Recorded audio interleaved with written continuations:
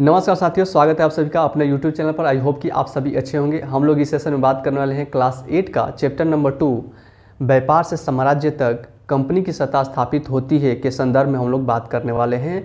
तो यदि आपके पास बुक है तो उसको लेकर के बैठें और उसमें जो भी इम्पोर्टेंट लाइन होगा उसको आप अंडरलाइन करते चलिएगा। और जिनके पास बुक नहीं है वो प्लीज़ अपना कॉपी पेन लेकर के बैठ जाएँ और जो भी इम्पोर्टेंट लाइन लगेगा उसको आप पॉज करके उसको आप लिख सकते हैं। यदि आपको लगता है कि ये वीडियो थोड़ा लंबा जा रहा है या कुछ स्लो है तो उसमें आप स्पीड को इंक्रीज कर लीजिए, इस स्पीड को बढ़ा करके भी देख सकते हैं, इसलिए कि आपको थोड़ा टाइम कम लगेगा। तो इसलिए मैं कोशिश करूँगा कि इसमें जो भी बातें हैं उसको ही हम ये टैकल करें, इससे ज़्यादा कुछ एडवांस ना जाएं। एडवांस तब जाएंगे जब ये 8 क्लास से ऊपर की बात होगी, तब उसमें हम लोग जैसे 12 की बात है, 11 की बात है, तो उसमें 12 का जो भी NCERT है उसमें आधुनिक ही पढ़ना है। तो जब उसको हम लोग टैकल करेंगे तो थोड़ा हम लोग एडवांस जाएंगे। लेकिन इसमें जो भी हमको इम्पोर्टेंट लगा कि नहीं बताना चाहिए तो बिल्कुल मैं उसको बताऊंगा। तो चलिए हम लोग देखते हैं कि इसमें व्यापार से साम्राज्य तक और कंपनी की सत्ता स्थापित होती है का क्या मतलब है। तो व्यापार से साम्राज्य तक का मतलब होता है कि ब्रिटिश जब हमारे देश में आए, अंग्रेज़ जब हमारे देश में आए, तो आप सभी को पता होगा कि व्यापार करने के लिए आए, व्यापार के उद्देश्य से आए। तो ये लोग सोना चांदी लाते थे और उसके बाद से हम लोगों से ये लोग मसाले ले जाते थे। मसाले क्यों ले जाते थे? तो मांस को प्रिजर्व करने के लिए, मांस बहुत दिनों तक रह सके इसलिए वो उसमें मसालों की ज़रूरत पड़ती थी, तो उसमें उसको लगा करके उसको रखते थे। तो मांस प्रिजर्व करने के उद्देश्य से ये लोग मसाले ले जाते थे हम लोगों से। और रेशम और सूती कपड़े भी उस यूरोपीय में बहुत ज़बरदस्त मांग थी, तो इसलिए वो लोग सोना चांदी देते थे और हम लोग से सूती कपड़े और रेशम ले जाते थे और मसाले ले जाते थे। धीरे धीरे व्यापार तो इन लोग का जम गया। उसके बाद से ये लोग धीरे धीरे अपना वेयर हाउस बनाना शुरू कर दिए। वेयर हाउस यानी गोदाम एक तरह से कह लीजिए। और धीरे धीरे अपना व्यापार विस्तार करते हैं। उसके बाद से एक समय आता है जब मराठा और पानीपत की जो तीसरी लड़ाई होती है मराठा के बीच और अहमद शाह अब्दाली के बीच, तो ये तय कर देती है कि कौन शासन नहीं करेगा। इसलिए कि मराठा तो हार जाते हैं और अहमद शाह अब्दाली जीत जाता है, तो फिर वो अपने एरिया में चला जाता है, पश्चिमी क्षेत्र में चला जाता है। उससे इंडिया से कोई मतलब नहीं होता, इसलिए कि वो तो लुटेरा होता है। तो इस तरह से मराठा दक्षिण की ओर चले जाते हैं और दिल्ली का जो सिंहासन होता है, गद्दी होता है, वो खाली हो जाता है। और ये समय पा करके अंग्रेज़ सोचते हैं कि अब सही समय आ गया है और हम अपना राजनीतिक विस्तार भी करेंगे। यानी अब हम अपनी जो यहाँ के जो भी साम्राज्य है उसको हम लोग चलाएंगे और अपना कंपनी की स्थापना भी करेंगे और कंपनी की सत्ता अब पूरे इंडियंस पे हम लोग लागू करेंगे। और इस तरह से ये लोग सक्षम भी होते हैं और समय पा करके वो लोग बहुत अच्छे से अपना राजनीतिक विस्तार करते हैं। और इंडिया में वो लोग औपनिवेशिक प्रांत को बनाने लगते हैं, यानी औपनिवेशिक करण करने लग जाते हैं। छोटे छोटे प्रांत को जीतना शुरू कर देते हैं और उसके बाद से वहाँ पे अपना वर्चस्व कायम करके और अपना रूल रेगुलेशन चलाना शुरू कर देते हैं। तो ये रहा व्यापार से साम्राज्य तक कंपनी की सत्ता स्थापित होती है। तो इसके संदर्भ में हम लोग देखें।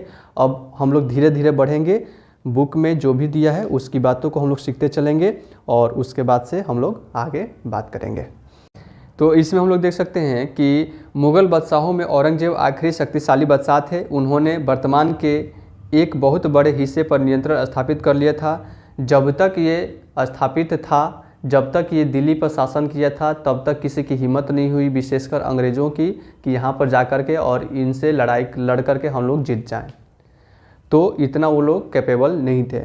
1707 में, यानी यहाँ पे एक नोट कर लीजिएगा, 3 मार्च 1707 में उनकी मृत्यु के बाद बहुत सारे सूबेदार, मुग़ल सूबेदार और बड़े बड़े ज़मींदार अपनी ताकत दिखाने लगे थे। उन्होंने अपनी क्षेत्रीय रियासतें कायम कर ली थी। यानी जैसे इनकी मृत्यु होती है तो उसके बाद से बंगाल में बंगाल अलग हो जाता है, अवध अलग हो जाता है और उसके बाद से हैदराबाद अलग हो जाता है। यानी ये मुग़ल के विघटन के बाद ये 3 जो क्षेत्रीय प्रांत थे ये लोग अलग हो गए। ठीक है, यानी बंगाल, अवध और हैदराबाद। तो यहाँ पे हम लोग देख सकते हैं कि यदि मैप की बात किया जाए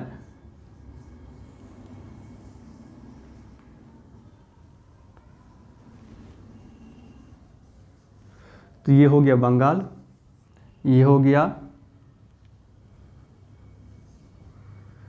अवध, ठीक है, और ये हो गया हैदराबाद।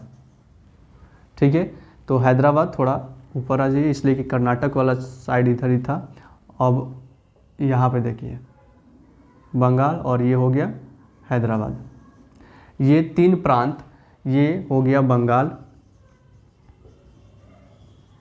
और ये हो गया हैदराबाद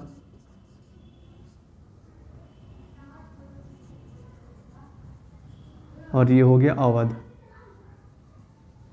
तो ये जो मुग़ल के विघटन के बाद ये 3 क्षेत्र जो थे ये अलग हो गए। उसके बाद से यहाँ पे हम लोग देखते हैं तो धीरे धीरे मुग़ल के जो यहाँ पे मान लीजिए ये दिल्ली है, ठीक है, तो ये दिल्ली वाला जो क्षेत्र है तो यहाँ पे अब मुग़ल के जो शासक भी आए वो बहुत ही कमज़ोर थे, इनका ज़्यादा प्रभाव नहीं हो पा रहा था, ये सिर्फ कहने मात्र का शासक थे। तो इसलिए यहाँ पे ये अलग अलग विघटन के रूप में देखा जाता है।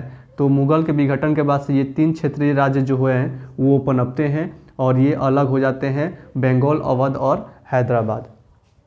उसके बाद से हम लोग देखते हैं कि धीरे धीरे यहाँ पे जैसे जैसे विभिन्न भागों में ताकतवर क्षेत्रीय रियासतें सामने आने लगी, दिल्ली अधिक दिनों तक प्रभावी केंद्र के रूप में नहीं रह सकी। अब यहाँ पे मुग़ल यहाँ पे रह करके भी कुछ नहीं कर पा रहे हैं, तो फिर यहाँ के जितने भी क्षेत्र होंगे इनको तो अवसर मिल जाएगा अपने क्षेत्र, अपने छोटे छोटे प्रांत को लेकर के, और उसको डेवलप करने में ये लोग लग जाएंगे। एक तरह से प्रभाव है वो थोड़ा कम हो जाएगा। 18वीं सदी के उत्तरार्ध तक राजनीतिक क्षितिज पर अंग्रेज़ों के रूप में एक नई ताकत उभरने लगी। क्या आप जानते हैं कि अंग्रेज़ पहल एक छोटी सी व्यापारिक कंपनी के रूप में आए थे और यहाँ के इलाकों पर कब्जे में उनकी ज़्यादा दिलचस्पी नहीं थी।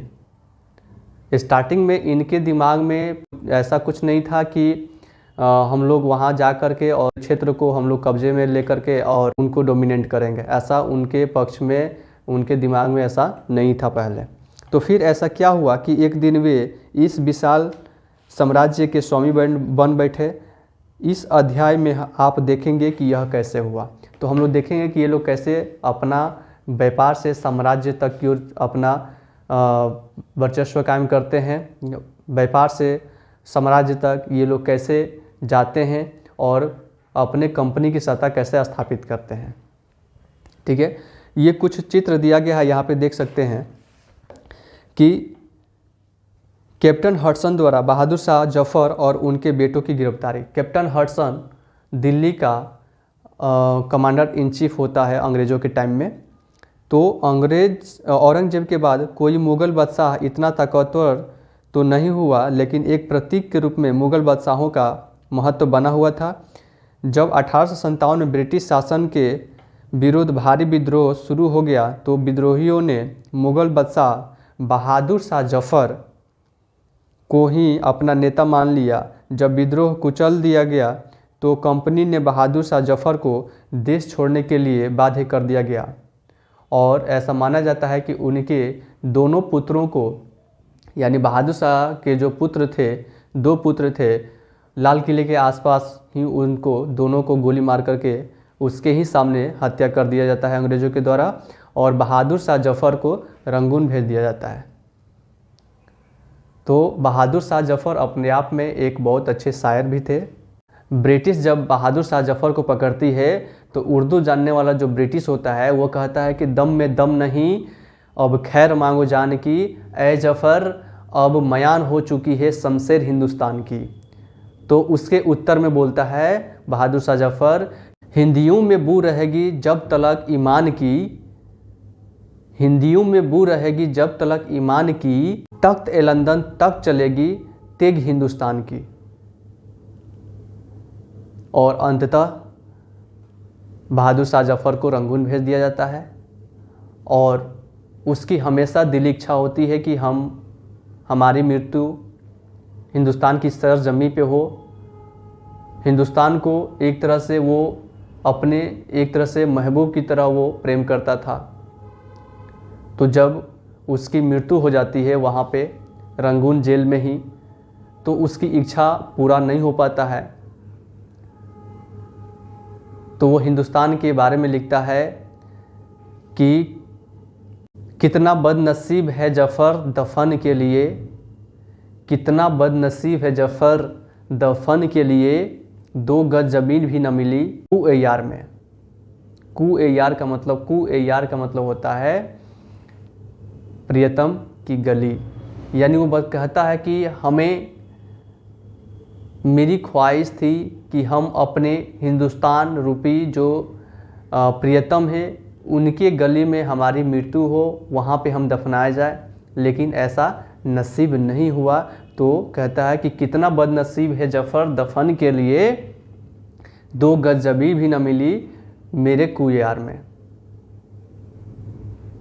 तो इस तरह से जो बहादुर शाह जफ़र था वो बहुत अच्छे शायर भी थे। चलिए आगे देखते हैं। इसमें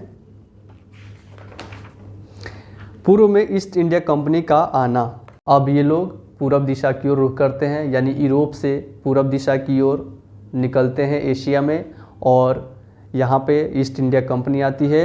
सन 1600 ईस्वी में ईस्ट इंडिया कंपनी ने इंग्लैंड की महारानी एलिजाबेथ प्रथम से चार्टर का मतलब होता है इजाज़तनामा, कि हमको इजाज़त दिया जाए कंपनी उधर व्यापार करने के लिए। इजाज़तनामा हासिल कर लिया, जिससे कंपनी को पूरब से व्यापार करने का एक अधिकार मिल गया। इस इजाज़तनामे का मतलब था कि इंग्लैंड की कोई व्यापारिक कंपनी इस इलाके में ईस्ट इंडिया कंपनी से होड़ नहीं कर सकती है। यानी यदि ईस्ट इंडिया कंपनी जो है सिर्फ ब्रिटिश को यदि इजाज़तनामा दी है, तो ब्रिटिश का दूसरा कोई कंपनी जा कर के वहाँ पे कंपटीशन नहीं करेगा, क्योंकि एक देश के जो कंपनी होती थी वो किसी क्षेत्र में जाती थी, तो फिर उसी देश के दूसरा कोई कंपनी फिर उसी क्षेत्र में नहीं जा सकती है। अब ये था कि यदि एक पश्चिम की ओर गया है तो आप पूरब की ओर जाओ, यानी एक देश की 2 कंपनी एक साथ नहीं हो सकती थी किसी भी क्षेत्र में। तो इसलिए वहाँ पे होड़ नहीं कर सकती थी। इस चार्टर के सहारे कंपनी समुद्र पार जाकर नए इलाकों को खंगाल सकती थी, वहाँ से सस्ती कीमत पर चीज़ें खरीद कर उन्हें यूरोप में ऊंची कीमत पर बेच सकती थी। कंपनी को दूसरी अंग्रेज़ व्यापारिक कंपनियों से प्रतिस्पर्धा का कोई भय नहीं था।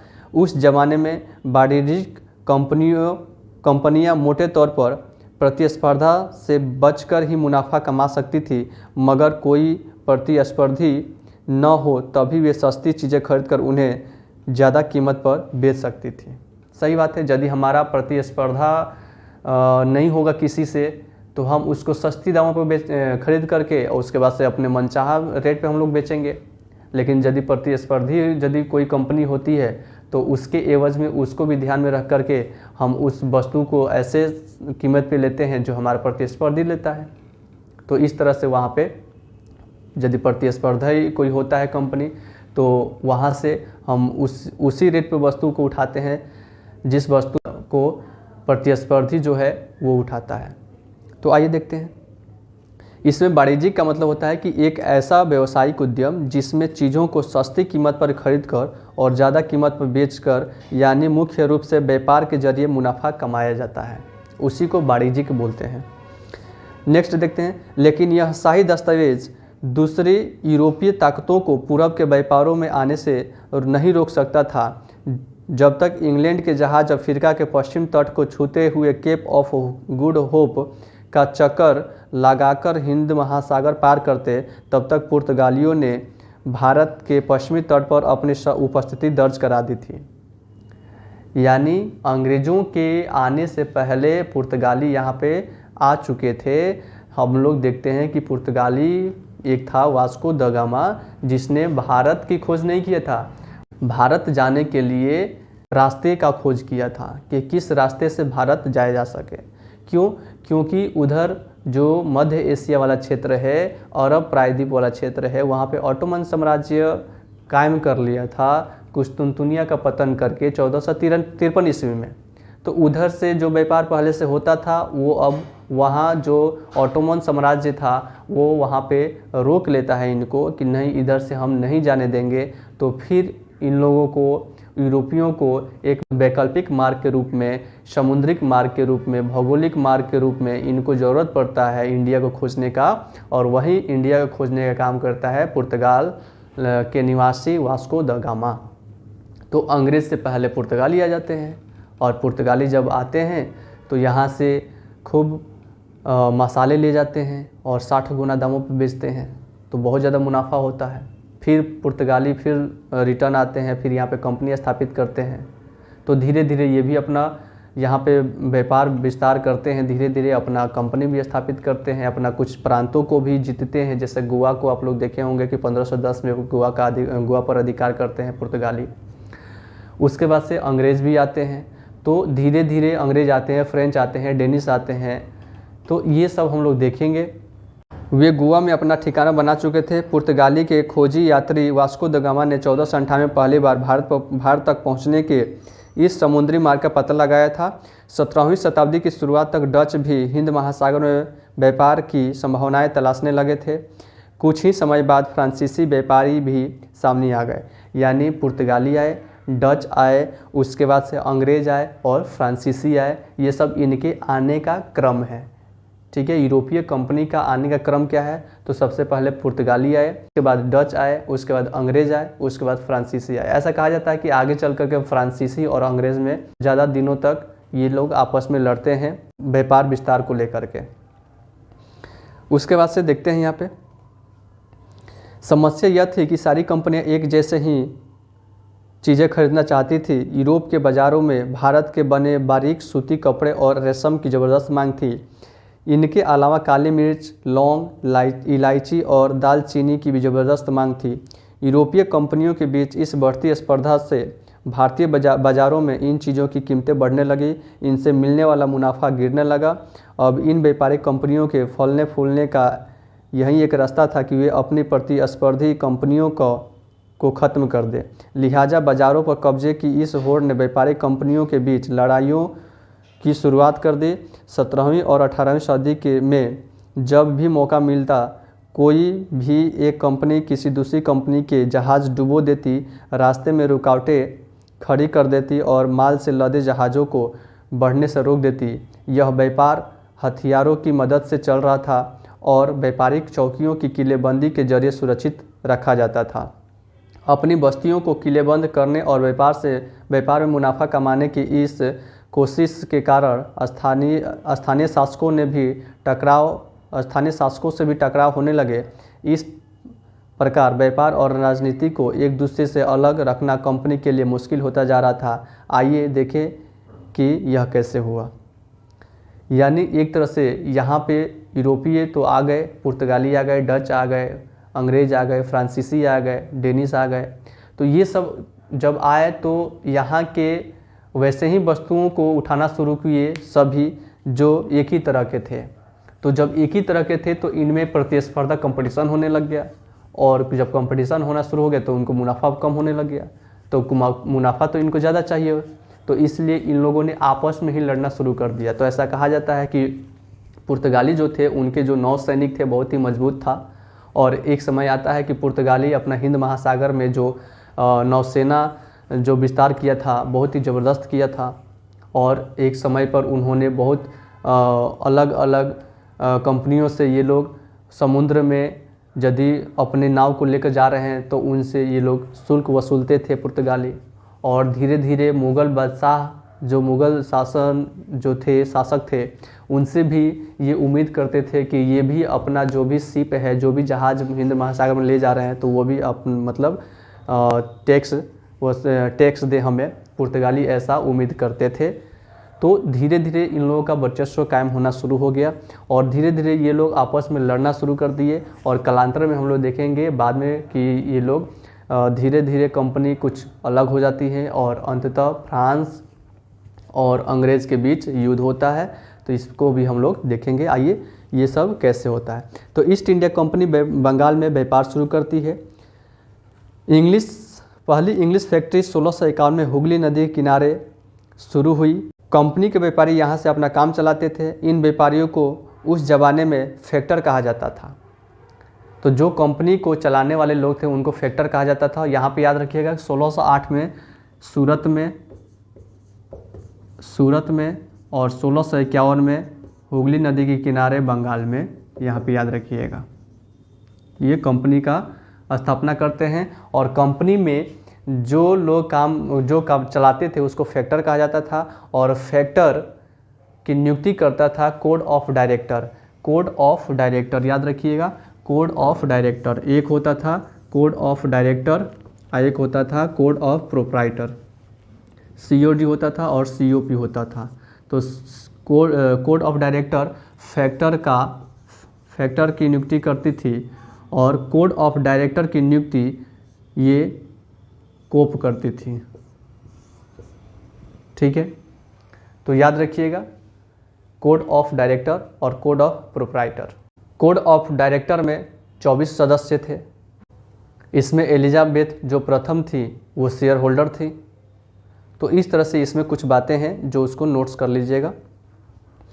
यहीं पर उसके दफ्तर थे जिनमें कंपनी के अफसर बैठते थे। जैसे जैसे व्यापार फैला, कंपनी के सौदागरों और व्यापारियों को फैक्ट्री के आसपास आकर बसने के लिए प्रेरित किया और 1696 तक कंपनी ने इस आबादी के चारों तरफ एक किला बनाना शुरू कर दिया था।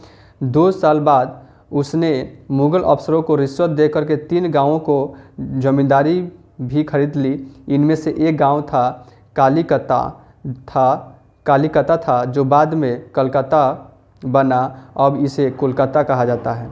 कंपनी ने मुग़ल सम्राट औरंगजेब को इस बात के लिए भी तैयार कर लिया कि वह कंपनी को बिना शुल्क चुकाए व्यापार करने का फरमान जारी कर दे। और औरंगजेब के टाइम से ही इनको कंपनी चलाने की अनुमति मिल गई थी। कंपनी ज़्यादा से ज़्यादा रियायतें हासिल करने और पहले से मौजूद अधिकारों को ज़्यादा से ज़्यादा फ़ायदा उठाने में लगी हुई थी। उदाहरण के लिए औरंगजेब के फरमान से केवल कंपनी को ही शुल्क मुक्त व्यापार का अधिकार मिला था। कंपनी के जो अफसर निजी तौर पर व्यापार चलाती उन्हें यह छूट नहीं थी, लेकिन उन्होंने भी शुल्क चुकाने से इनकार कर दिया। इससे बंगाल में राजस्व वसूली बहुत कम हो गई। ऐसे में बंगाल के नवाब मुर्शिद कुली खां विरोध क्यों नहीं करते। यानी जब औरंगजेब से एक फरमान मिल गई थी मुक्त व्यापार करने की, विशेषकर कंपनियों की, लेकिन कंपनी के जो अधिकारी हुआ करते थे उसी फरमान का प्रयोग अपने निजी व्यापार में भी करते थे।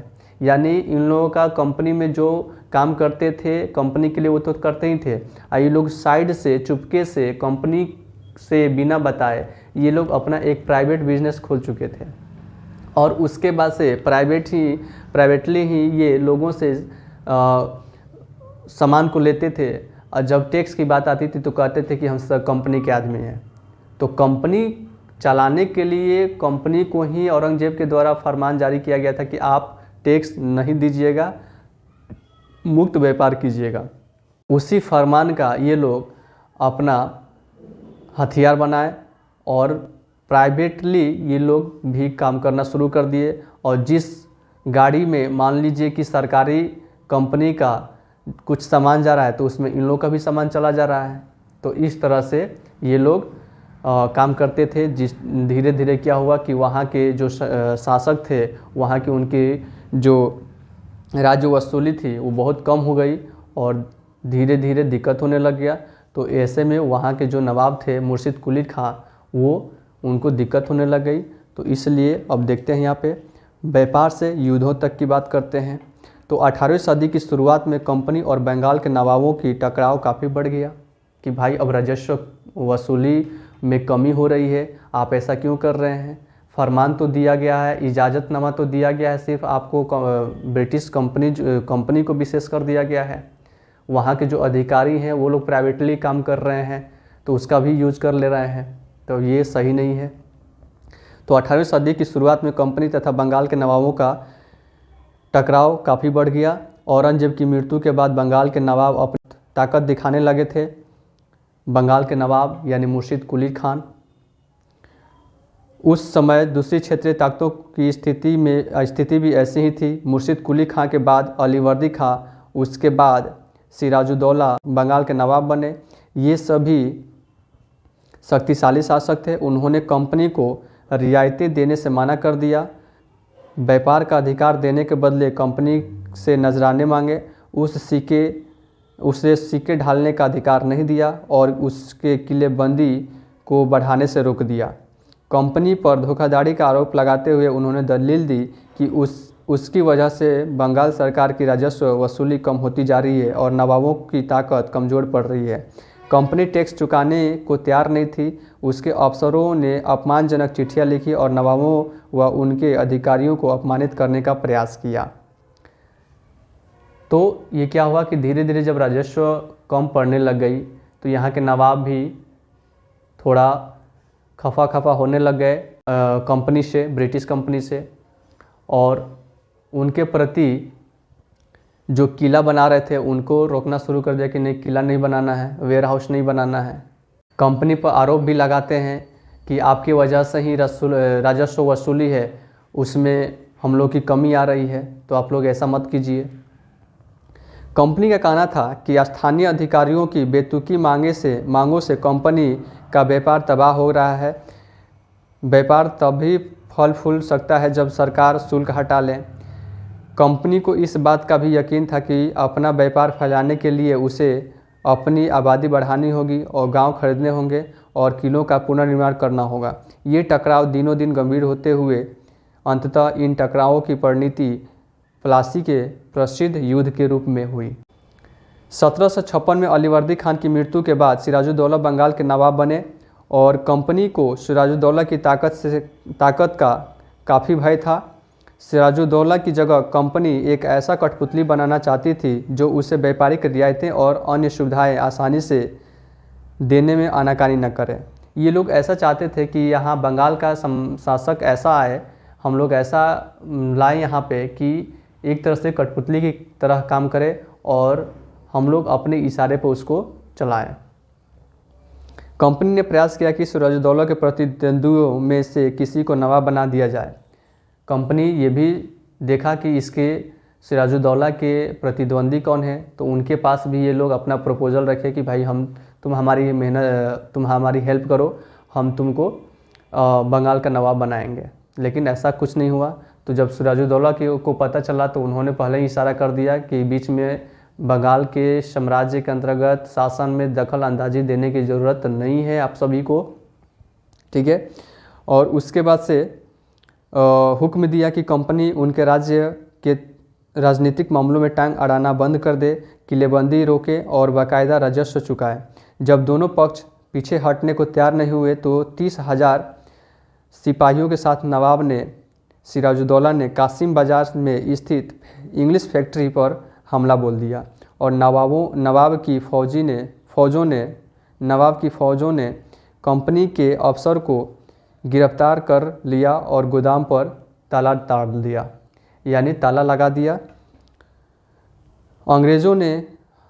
अंग्रेज़ों के हथियार छीन लिए और अंग्रेज़ जहाज़ों को घेरे में ले लिया। इसके बाद नवाब ने कंपनी के कलकत्ता स्थित किले पर कब्जे के लिए उधर का रुख किया। कलकत्ता के हाथ से निकल जाने की खबर सुनने पर मद्रास तैनात कंपनी के अफसरों ने भी रॉबर्ट क्लाइव के नेतृत्व में सेनाओं को रवाना कर दिया। जब ये बात सुना लॉर्ड क्लाइव, तो कहाँ था, वो मद्रास वाले क्षेत्र में था। यहाँ वाला ईस्ट वाले क्षेत्र में, ये मद्रास वाला क्षेत्र में जो था लॉर्ड क्लाइव, यहाँ से निकलता है और कहाँ कूच करता है, तो ये जाता है बंगाल में। इस सेना को नौसैनिक बेड़े की मदद भी मिल रही थी। इसके बाद नवाब के साथ लंबे समय तक सौदेबाजी चली और आखिरकार 1757 में रॉबर्ट क्लाइव ने प्लासी के मैदान में सिराजुद्दौला के खिलाफ कंपनी की सेना का नेतृत्व किया और यहाँ पे नवाब सिराजुद्दौला की हार का एक बड़ा कारण उसके सेनापतियों में से सेनापति मीर जाफ़र की कारगुजारियाँ भी थी। मीर जाफ़र की टुकड़ियों ने इस युद्ध में हिस्सा नहीं लिया। इसलिए हिस्सा नहीं लिया क्योंकि रॉबर्ट क्लाइव पहले इसको सपना दिखा चुका था कि तुम हमारी हेल्प करोगे तो हम तुमको राजा बनाएंगे यहाँ का। तो उसके ही सेनापति अपने ही राजा को धोखा दे दिया, यानी अपनी सेना खींच लिया, युद्ध में यूज ही नहीं किया। और रॉबर्ट क्लाइव ने यह कहकर उसके अपने पक्ष में मिला लिया था कि सिराजुद्दौला को हटा करके मीर जाफ़र को नवाब बना दिया जाएगा। यानी हम यहाँ पे सिराजुद्दौला अपने ही लोगों से हार गया। यानी ऐसा कहा जाता है कि हमें अपनों ने लूटा, गैरों में कहाँ दम था, मेरी कश्ती थी डूबी जहाँ पानी ही कम था। यानी यहाँ इसके अपने ही यहाँ पे इसको काम में ना आए और इस तरह से ये बहुत ही कम सैनिक के साथ ये लड़ा और ये उतना प्रभाव नहीं दिखा पाया युद्ध के क्षेत्र में। और उसके बाद से ये क्या हुआ, और सिराजुद्दौला हार गया और वहाँ से भाग खड़ा हुआ। ठीक है, उसके बाद से हम लोग इसमें थोड़ा बहुत देखते हैं कठपुतली का मतलब क्या होता है। तो यह एक खिलौना होता है जिसे आप धागों के सहारे अपने हिसाब से नचाते हैं। जो व्यक्ति किसी और के इशारों पर चलता है उसे भी मजाक उड़ाने के लिए अक्सर कठपुतली कहा जाता है। यानी जो जिसको इशारे पर हम लोग चलाते हैं, डोमिनेट करते हैं, तो जो इशारे पर चलता है उसको कठपुतली कहते हैं, ऐसे समझ लीजिए। इसमें दिया है कि क्या आप जानते थे कि प्लासी का यह नाम किस तरह पड़ा। दरअसल असली नाम पलाशी था। ठीक है, पलासी एक तरह का ये पौधा है जिससे गुलाल बनाया जाता है, पलासी। इसको अंग्रेज़ों ने इसका नाम बिगाड़ करके ये कर दिया। इस जगह को पलाशी, यहाँ पाए जाने वाले पलाश के फूलों के कारण कहा जाता था। पलाश के खूबसूरत लाल फूलों से गुलाल बनाया जाता है जिसका होली पर इस्तेमाल किया जाता है। तो गुलाल पलाश के फूलों से बनाया जाता है, याद रखिएगा। उसके बाद आते हैं संपन्नता का आश्वासन। इंग्लैंड के लोग ईस्ट इंडिया कंपनी की शासकीय महत्वाकांक्षाओं को संदेह और अविश्वास से देखते थे। प्लासी की लड़ाई के बाद रॉबर्ट क्लाइव ने अंग्रेज सम्राट के एक मुख्य विदेश मंत्री विलियम पिट को 7 जनवरी 1759 को कलकत्ते से यह चिट्ठी भेजी थी। क्या लिखता है इसमें, लेकिन इतनी विशाल सत्ता एक वाणिज्यिक कंपनी के लिए बहुत बड़ी बात होगी। मैं खुद यह सोचकर अभिभूत हूँ कि इन समृद्ध रियासतों पर पूरा कब्जा हासिल करने में कोई परेशानी नहीं आएगी। अब मैं यह फैसला आप पर छोड़ता हूँ कि क्या सालाना 20 लाख स्टर्लिंग की आमदनी और 3 प्रांतों का कब्जा कोई ऐसी चीज़ है जिस पर इतना शोर मचाना उचित हो।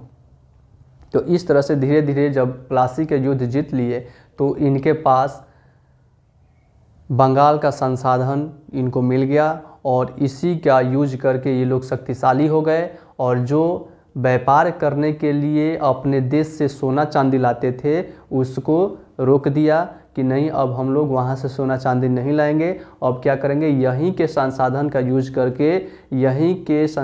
यूज करके हम लोग क्या करेंगे, अपना साम्राज्य का विस्तार करेंगे, अपनी ताकत बढ़ाएंगे, अपना सैन्य बढ़ाएंगे। और उसके बाद से यही हुआ और वहाँ से सोना चांदी को रोक दिया और यहीं के राजस्व से अपने हित में ये अपने आप को बढ़ाना शुरू कर दिए और यहाँ पे औपनिवेशीकरण करना शुरू कर दिए। उसके बाद से देखते हैं क्या होता है। यहाँ पे कुछ दिया है चित्र नंबर 5 में। महान न्यायालय कक्ष है, East India House, Leadenhall Street है। ईस्ट इंडिया कंपनी के कोर्ट ऑफ प्रोप्राइटर्स की लंदन स्थित लेडन हॉल स्ट्रीट पर बने ईस्ट इंडिया हाउस में बैठक होती थी। यह ऐसी ही एक सभा का चित्र है, देख सकते हैं। प्लासी की जंग इसलिए महत्वपूर्ण मानी जाती है क्योंकि भारत में यह कंपनी की पहली बड़ी जीत थी। कंपनी अभी भी शासन की जिम्मेदारी संभालने को तैयार नहीं थी। यानी अब कंपनी अब भी डायरेक्ट शासन नहीं करना चाहती है, ये सिर्फ कठपुतली के तौर पे एक शासन रखना चाहते हैं और अपने इशारों से अभी चलाना चाहते हैं। उनका मूल उद्देश्य तो व्यापार को फैलाना था। अगर यह काम स्थानीय शासकों की मदद से बिना लड़ाई लड़े किया जा सकता था तो किसी राज्य को सीधे अपने कब्जे में लेने की क्या ज़रूरत थी। यदि ऐसा है तो फिर बंगाल को जीतने की यानी बंगाल पे प्लासी के युद्ध करने की ज़रूरत क्यों थी? जब शासन ही नहीं करना है तो फिर ये लड़ाई लड़ने से क्या फ़ायदा है? जल्द ही कंपनी को एहसास होने लगा कि यह रास्ता भी आसान नहीं है। कठपुतली नवाब को हमेशा कंपनी के इशारे पर नहीं चलते थे। आखिरकार उन्हें भी तो अपनी प्रजा की नज़र में सम्मान और संप्रभुता का दिखावा करना पड़ता था। अब यहाँ पे तो मीर जाफ़र को मान लीजिए बना दिया गया, तो मीर जाफ़र ठीक है अपने स्वार्थ में आकर के सिराजुद्दौला को हेल्प तो नहीं किया, लेकिन कम से कम जब ये राजा बना तो इसके अंदर कभी ना कभी तो ये भावना होगी कि हम भी एक राजा का जो प्रभुत्व है उसको कायम करें और एक राजा का जो वर्क होता है उसको सही अपने प्रजा के प्रति वर्क करें। तो जब ये इसके साम्राज्य में यदि नहीं होता है, यदि ये नहीं कर पाता है, क्योंकि अंग्रेज़ इसको डोमिनेट करते हैं। अंग्रेज़ जो निर्देश देते हैं वही ये मीर जाफ़र करता है। तो इस तरह से थोड़ा इसको लगता है कि नहीं, हम सही जगह पे नहीं हैं, हमको कुछ करना चाहिए अंग्रेज़ों के विरोध। देखते हैं तो फिर कंपनी क्या करती। जब मीर जाफ़र ने कंपनी का विरोध किया तो कंपनी ने उसे हटाकर मीर कासिम को नवाब बना दिया। जब मीर जाफ़र ने विरोध किया कि नहीं, हम अपने साम्राज्य के लिए भी कुछ करना चाहते हैं, आपके इशारे पर हम क्यों चलें, तो ऐसा कहने से मीर जाफ़र को हटा दिया जाता है और मीर कासिम को नवाब बना दिया जाता है। जब मीर कासिम परेशान करने लगा तो बक्सर की लड़ाई 1764 में उसको भी हारना पड़ा। और मीर कासिम जब इसको शासक कंपनी बनाती है तो मीर कासिम प्रजा के लिए कुछ नहीं कर पाता है। क्योंकि अंग्रेज़ अपने हिसाब से उसको चलाते हैं। कहने के लिए वो तो शासक था, लेकिन चला तो ये रहे थे अपने रूल रेगुलेशन के हिसाब से। तो इस तरह से मीर कासिम तंग आकर के और मुग़ल बादशाह और अवध के नवाब और ये खुद मिल करके और बक्सर का युद्ध करते हैं, लेकिन अंततः ये लोग 1764 के बक्सर के युद्ध में ये लोग हार जाते हैं। और इस तरह से यहाँ पे हम लोग देखते हैं कि बक्सर की लड़ाई 1764 में उसको हारना पड़ा, उसे बंगाल से बाहर कर दिया गया और मीर जाफ़र को दोबारा नवाब बना दिया गया। तो इस तरह से मीर कासिम को भी फिर हटा दिया गया और फिर मीर जाफ़र को नवाब बनाया गया। अब नवाब को हर महीने 5 लाख रुपये कंपनी को चुकाने होते थे। कंपनी अपने सैनिक खर्चों से निपटने, व्यापारिक जरूरतों तथा अन्य खर्चों को पूरा करने के लिए पैसा चाहती थी। एक समय था कि बंगाल के नवाब कंपनी से शुल्क लेते थे, लेकिन अब ये समय ऐसा आ गया कि इनको कुछ पैसे देने पड़ रहे हैं हर साल। कंपनी और ज़्यादा इलाके तथा और ज़्यादा कमाई करना चाहती थी। 1765 में मीर जाफ़र की मृत्यु होती है और जब तक कंपनी के इरादे बदल चुके थे। कठपुतली नवाबों के साथ अपने अनुभवों को देखते हुए क्लाइव ने ऐलान किया कि हमें खुद ही नवाब बनना पड़ेगा। अब इनके दिमाग में आता है कि नहीं, अब हम लोग नवाब बनेंगे, हम लोग यहाँ का राजनीतिक विस्तार करेंगे और अपनी नीति अपनाएंगे। आखिरकार 1765 में मुग़ल सम्राट ने कंपनी को ही बंगाल प्रांत का दीवान नियुक्त कर दिया। और यह क्या हुआ कि पहले राजस्व इकट्ठा करने का श्रेय और काम बंगाल के नवाब करते थे, लेकिन अब जो दीवान होता है, दीवान यानी जो राजस्व इकट्ठा करने का जो जिम्मा होता है, अब ये खुद ले लेते हैं अपने हाथों में ब्रिटिश। दीवानी मिलने के कारण कंपनी को बंगाल के विशाल राजस्व संसाधनों पर नियंत्रण मिल गया था। इस तरह कंपनी की एक पुरानी समस्या हल हो गई थी। 18वीं सदी की शुरुआत से ही भारत के साथ उसका व्यापार बढ़ता जा रहा था, लेकिन उसे भारत में ज़्यादातर चीज़ें ब्रिटेन से लाए गए सोने और चांदी के बदले में खरीदनी पड़ती थी। यानी सोना चांदी ये लोग देते थे तो ही सामान मिलती थी। तो अब सोना चांदी नहीं देना पड़ेगा। क्योंकि यहाँ के संसाधन अब ये लोग यूज करने लग गए हैं। इसकी वजह ये थी कि उस समय ब्रिटेन के पास भारत में बेचने के लिए कोई चीज़ नहीं थी। प्लासी की जंग के बाद ब्रिटेन में सोने की निकासी कम होने लगी और बंगाल की दीवानी मिलने के बाद तो ब्रिटेन से सोना लाने की ज़रूरत ही नहीं रही। अब भारत से होने वाली आमदनी के सहारे ही कंपनी अपने खर्चे चला सकती थी। इस कमाई से भारत कंपनी भारत में सूती और रेशम कपड़ा खुद खरीद सकती थी, अपने फौजों को संभाल सकती थी और कलकत्ते में किलों और दफ्तरों के निर्माण की लागत उठा सकती थी। इतना संसाधन बंगाल में था जो अब यही इसी का यूज करके ये लोग डेवलप होने लगे और धीरे धीरे राजनीतिक विस्तार करना शुरू कर देते हैं। कंपनी के अफसर नवाब बन बैठे और जो कंपनी के अधिकारी थे अब ये नवाब बनेंगे बंगाल का। नवाब बनने का मतलब क्या था? इसका एक मतलब तो यही था कि कंपनी के पास अब सत्ता और ताकत थी, कंपनी की सत्ता स्थापित होती है यहाँ पे। लेकिन इसके कुछ और भी फायदे थे। कंपनी का हर कर्मचारी नवाबों की तरह जीने के ख्वाब देखने लगे। एक तरह से अधिकारी यानी एक तरह से ऑफिसर का जो लाइफ है वो अलग है और एक नवाब है, नवाब का जीवन है वो तो एक अलग है, विलासिता का जीवन होता है वो।